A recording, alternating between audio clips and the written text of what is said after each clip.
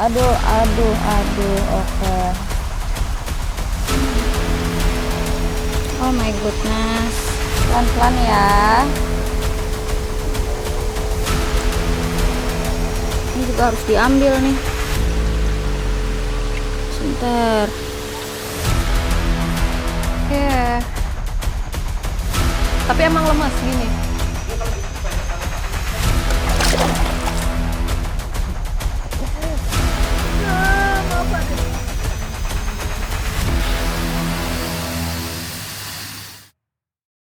Dokter Citan adalah dokter ikan yang biasa dipanggil ke seluruh Indonesia dan sudah menangani ribuan pasien ikan. Di balik sirip yang bergerak, ada cerita yang harus didengar. Bersama Dokter Ikan Indonesia.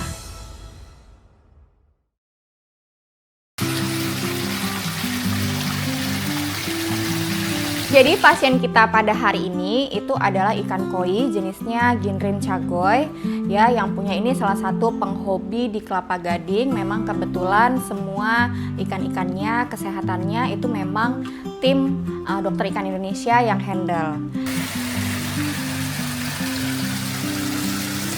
Kemarin itu dikontak sama beliau, tiba-tiba katanya buntutnya ini kelihatan bengkak gitu ya. Beliau memang tadinya nggak yakin seperti apa, sakitnya apa gitu juga nggak yakin. Terus tim aku itu emang datang, dokter Hana datang untuk jemput. Karena memang dokter Hana sih udah ngeliat katanya ekornya ini patah ya, makanya langsung dibawa ke rawat inap. Hai Cakwe, sebentar ya.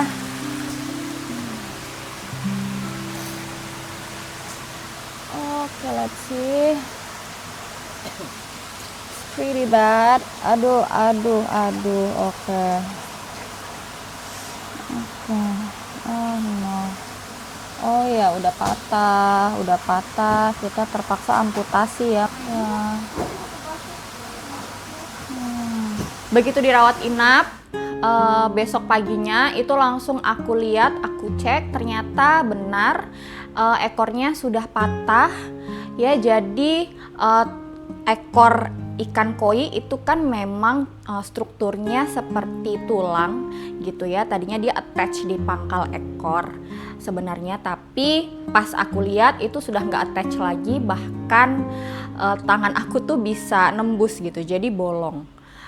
Emang nggak mau amputasi. Jadi kemarin itu katanya dok Hana sempet perdarahan terus, keluar darahnya terus dari sini. Nanti kita sambil amputasi ya, mau nggak mau kita amputasi, kita buang segini. Kalau misalnya sampai ujung sini sanksi sih, bisa numbuh lagi apa enggak. Kemungkinan bisa, kemungkinan enggak, tergantung masing-masing individu ikan. Sebenarnya aku agak sanksi bakal tumbuh atau enggak, karena aku memang motongnya itu benar-benar sampai pangkal ekor. Ya, kalau kita motongnya sih nggak sampai pojok banget, biasanya bakal tumbuh lagi dalam jangka waktu beberapa bulan. Cuma kalau ini kan benar-benar sampai pangkal ekor. Tapi let's see apakah dia akan tumbuh atau enggak. Jadi kemungkinannya untuk tumbuh lagi ekornya itu 50%. Ini aku harus buang segini, dari sini, segini. Ini karena ininya udah bengkak juga, ini harus dibuang juga nih. Lama-lama nekrosis nanti. Waktu aku cek, jaringan-jaringan di sekitar yang bolong itu juga sudah nekrosis atau terjadi kematian jaringan ya, sehingga memang mau nggak mau kita harus amputasi atau kita potong bagian ekornya. Sebenarnya kenapa sih jaringan yang sudah mengalami kematian itu harus kita ambil ya, kita potong? Satu, karena alasannya bisa menyebar ya, jadi nggak bisa kita jahit lagi, karena jaringan bisa kita jahit kembali atau menyatu kembali kalau jaringan tersebut itu masih bagus gitu ya, masih tervaskularisasi dengan baik. Nah, jaringan-jaringan yang udah mati, yang tidak tervaskularisasi dengan baik, itu kalau misalnya kita jahit kembali, kita paksa jahit kembali, itu malah biasanya menyebabkan infeksi. Malah semakin parah lukanya, kemudian kesembuhannya jadi semakin panjang gitu ya, semakin berlarut-larut dan malah menyebar kemana-mana. Jadinya aku putuskan untuk diamputasi gitu. Masukin dulu aja si cakwe. Apakah aku bisa mengangkatnya? Oh, bisa aku. Hai, kita masukin dulu ya sambil kita siapin operasinya ya, sayang. Nanti siapin itu ya, apa namanya, electrocauter. Terus menurut gue dibuatin meja operasi aja deh. Sebelum kita lakukan amputasi, memang diskusi dulu sebenarnya sama fish owner. Sebenarnya dari fish owner itu dia lebih ke bisa nggak ya ada opsi lain selain dipotong ekornya gitu. Tapi sayangnya setelah aku lihat kondisinya sudah tidak memungkinkan untuk diselamatkan ekornya. Jadi mau nggak mau kita potong hari itu juga.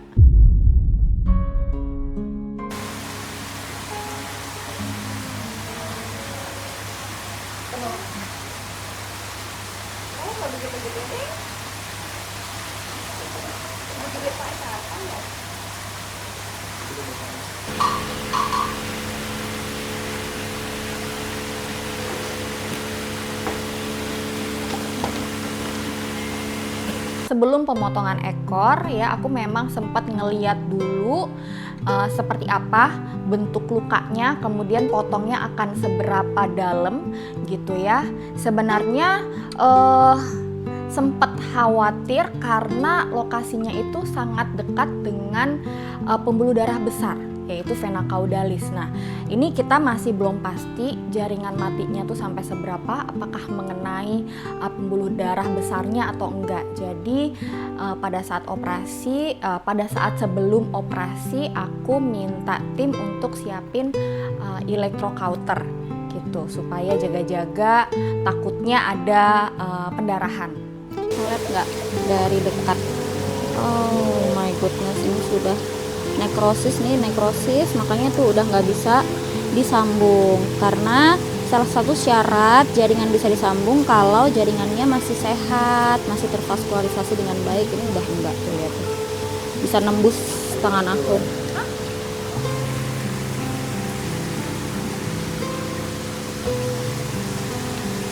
Operasinya pertama-tama yang aku lakukan itu memang identifikasi dulu ya.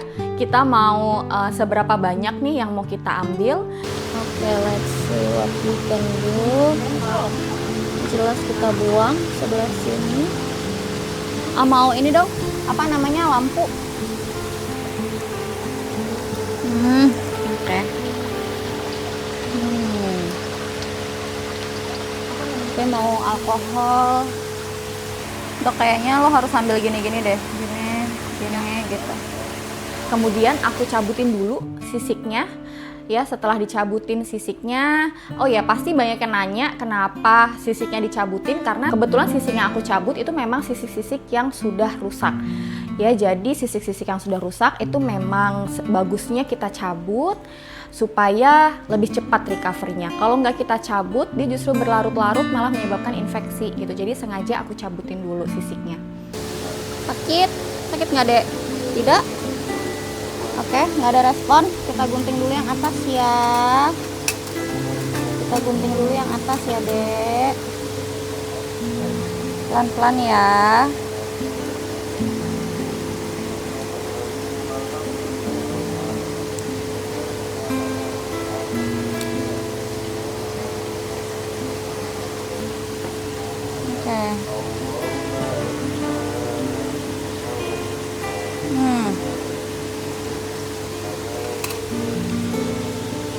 Oke.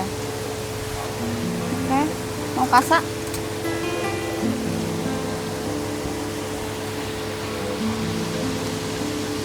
Pelan-pelan aja ya, Dek. Kita pelan-pelan ya. Oke,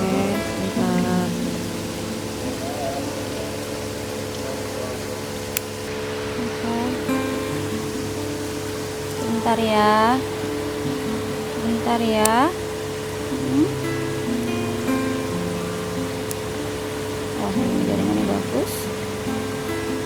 Oke.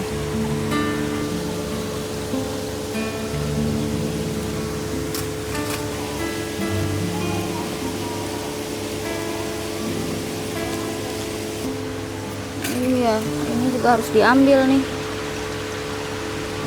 Sebentar. Oke. Sebentar ya. Sebentar ya.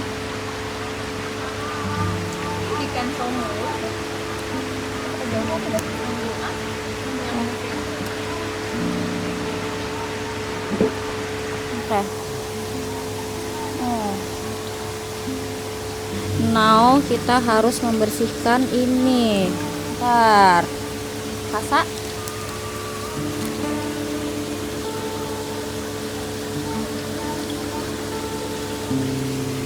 Siram NaCl.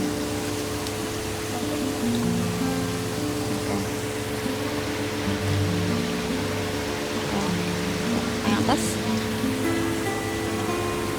Dah. Cukup. Operasinya sih berjalan lancar, tidak terlalu lama. Ternyata di tengah-tengah aku memotong bagian ekornya itu tidak mengenai pembuluh darah besar. Jadi hanya kena pembuluh darah kecil aja.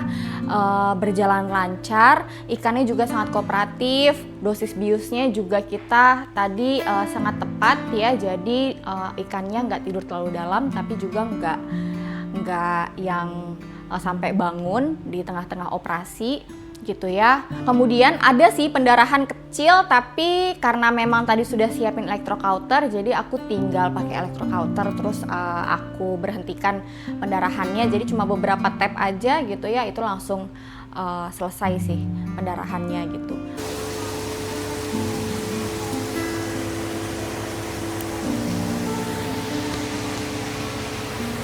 Udah jaringan jelek.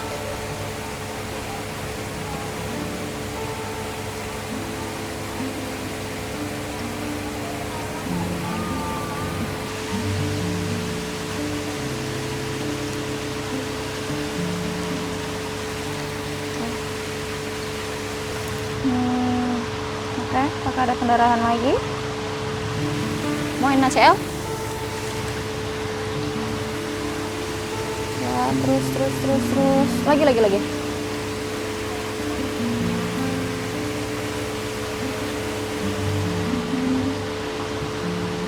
Oke, stop.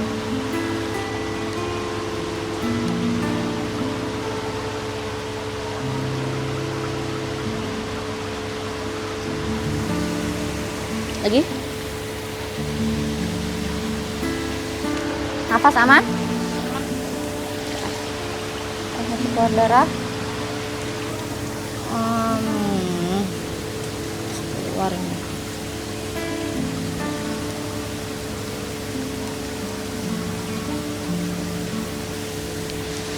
Nggak ada, aman? Apakah yang ini perlu dibuang? Sebentar ya. Udah ya. Apakah ada yang keluar darahnya? Nggak ada, aman? Oke. Apa namanya? Povidon salap aja sama Aquaplus. Aquaplus sudah. Enggak deh, Povidon ada nih. Udah.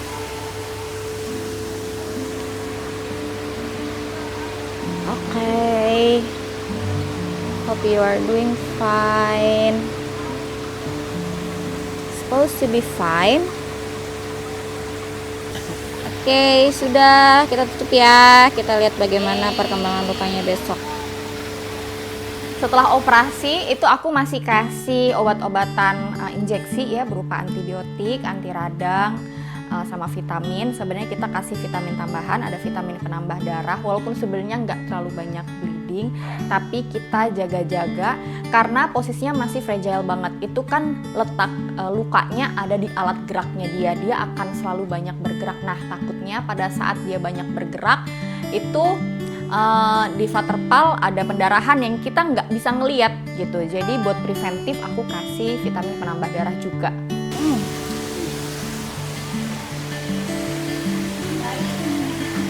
Baby. Oke. Oh, dia wiggle-wiggle, kasihan.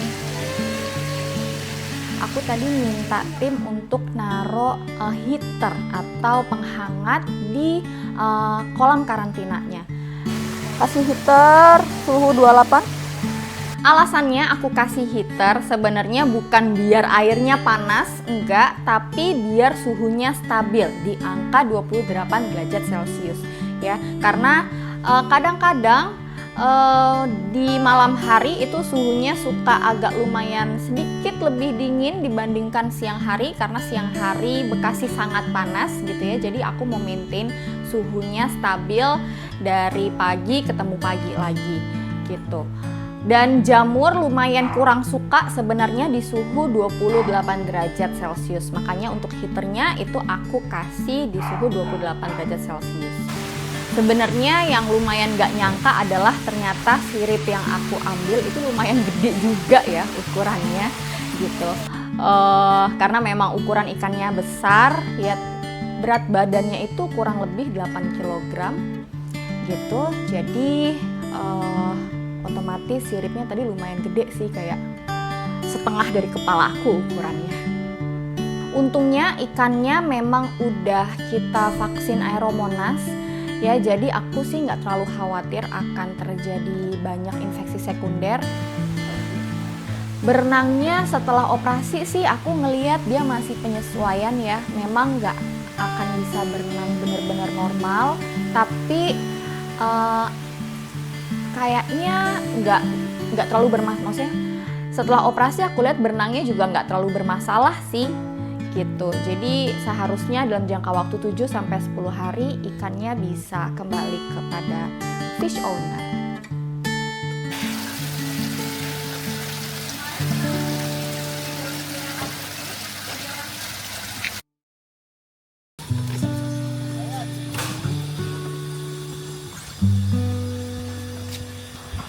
Jadi kemarin aku dapat klien untuk meriksa ikan Dutch. Keluhannya adalah ada putih-putih pada matanya.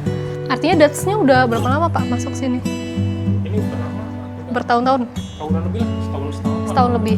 Arwananya juga? Arwananya juga lama ya. Oke. Jadi menurut keterangan dari fish keeper, mata Dutch yang ada keputihannya itu sudah kurang lebih 2 minggu dan cenderung tidak ada perubahan atau ada perbaikan sedikit saja dari setelah 2 minggu tersebut. Sebenarnya arwana itu harusnya sendirian. Kok arwana? Harusnya sendirian. Karena arwana itu dia teritorial, jadi alfa dia. Gak senang ada ikan lain, betul. Dia gak senang ada ikan lain di lingkungannya dia gitu. Jadi sebenarnya harusnya pisah sih ikannya. Lalu saat aku ke sana terlihat bahwa ikan Dutch itu ditempatkan dengan ikan arwana dalam satu akuarium yang sama. Oh, oke. Nggak tahu caranya. Oke. Saat aku ke sana terlihat ikan Dutch-nya itu tidak aktif berenang, terus dia juga mojok di bawah aja. Setelah ngobrol sama orang yang bertugas untuk menjaga ikan, memang ikan Dutch dan ikan arwana ini mereka berebut makanan. Tapi berhasil makan walaupun rebutan. Kakinya panjang langsung tadi kan nyebar. Jadi dia nyuling. Oh, aduh kasihan banget. Dan ikan arwananya ini saat aku datang memang cenderung lumayan agresif, dan memang keterangan dari fish keeper-nya ini kalau ikan Dutch-nya ini suka diserang sama arwananya. Oleh karena itu ikan Dutch-nya cenderung sering di bawah dan seperti ketakutan menghindari sekali si arwana tersebut. Kalau gitu saya izin cek airnya dulu ya, baru kita cek ikannya. Mau pakai tangga? Boleh?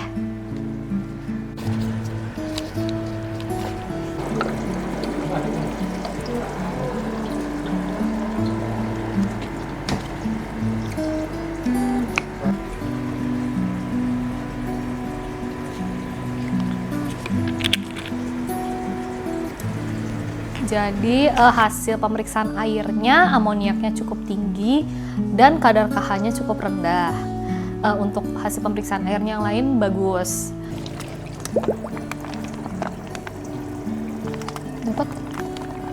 Dapat gak?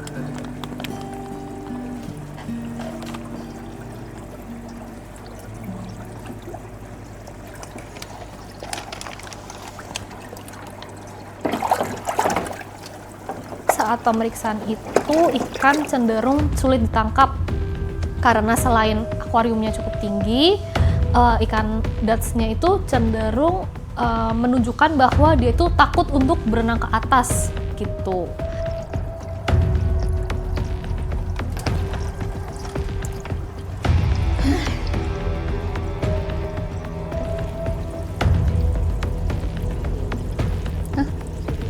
Enggak. Mungkin karena ada arwananya juga, jadi dia cenderung berenang ke bawah terus, dan dari keterangan fishkeeper memang kondisi tersebut sudah berjalan kurang lebih 1 tahun, jadi tidak ada perbaikan sama sekali dari kondisi datsnya terhadap arwana tersebut. Nah, Mantap. Jagoi bapaknya.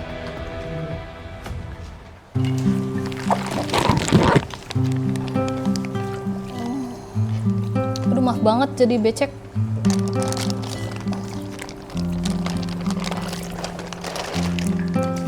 Emirnya? Jadi untuk mata yang kiri itu memang cenderung dia tertutup putih semua dan agak membesar. Sedangkan yang sebelah kanan itu dia masih dalam ukuran normal, tapi masih mulai muncul sedikit keputihan di matanya.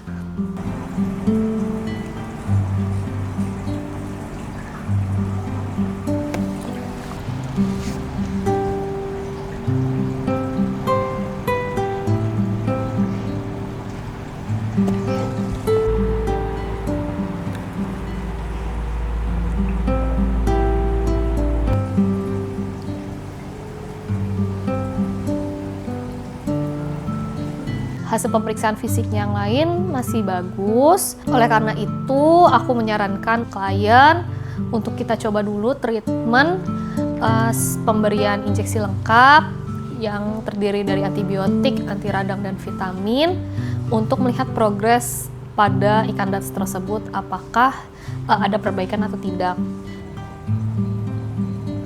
saya izin suntik ya.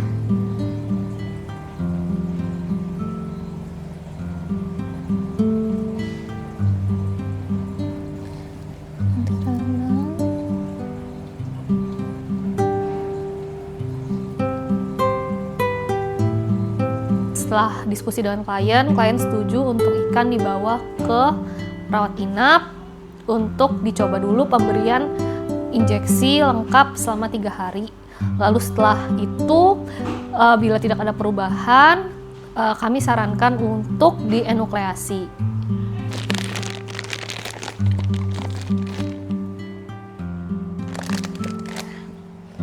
Setelah setuju pemberian injeksi lengkap 3 hari, dipantau bahwa ikan dats tidak mengalami perubahan yang signifikan.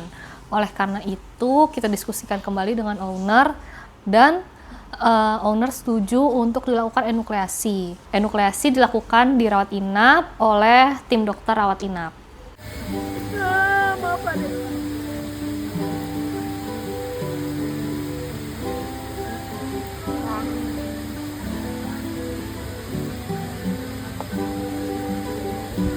Jadi saat pelaksanaan enukleasi memang terjadi adanya pendarahan atau bleeding, namun sudah diatasi oleh tim dokter di rawat inap. Saat ini hasil pasca enukleasinya masih bagus setelah 3 hari.